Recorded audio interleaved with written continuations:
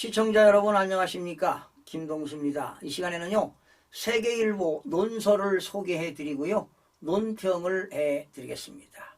글 제목은 한국형 제시카법 입법 예고입니다.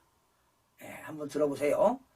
일명 한국형 제시카법이 지난 24일 법무부가 입법 예고했다.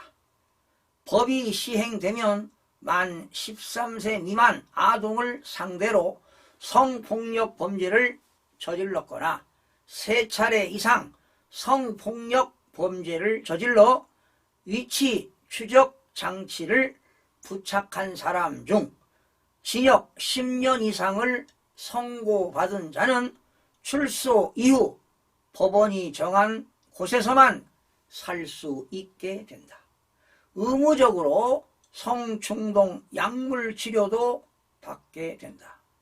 어떤 기준으로 거주 장소를 정할지는 아직 결정되지 않았다. 그래도 국가가 책임지고 고위험 성범죄자를 적극 관리하겠다는 의지를 보인 것은 환영할 만하다.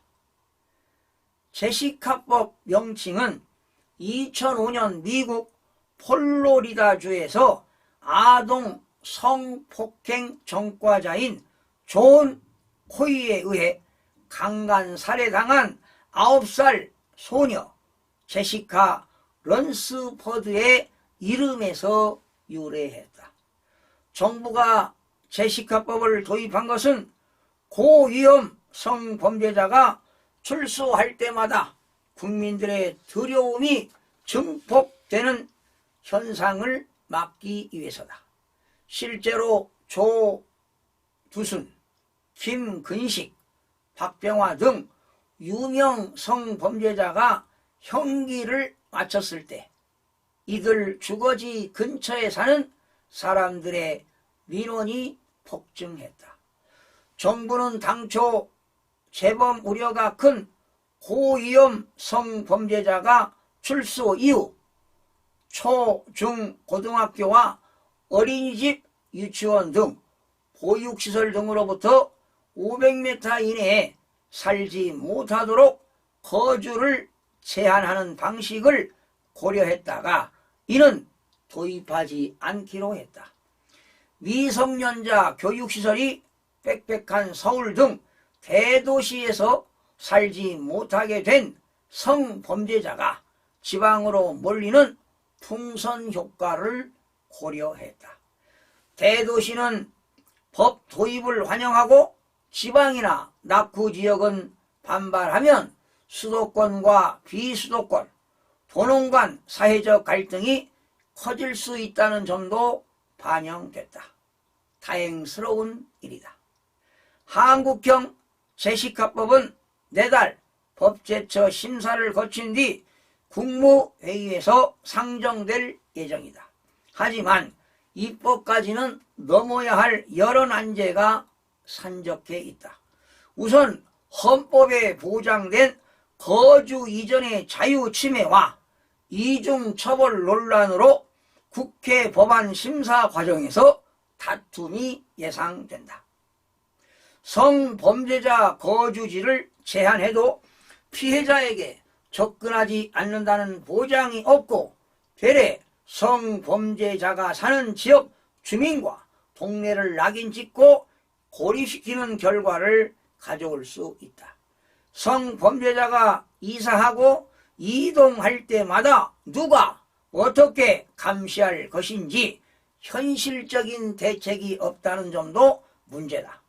제도적 보완이 뒤따라야 할 것이다.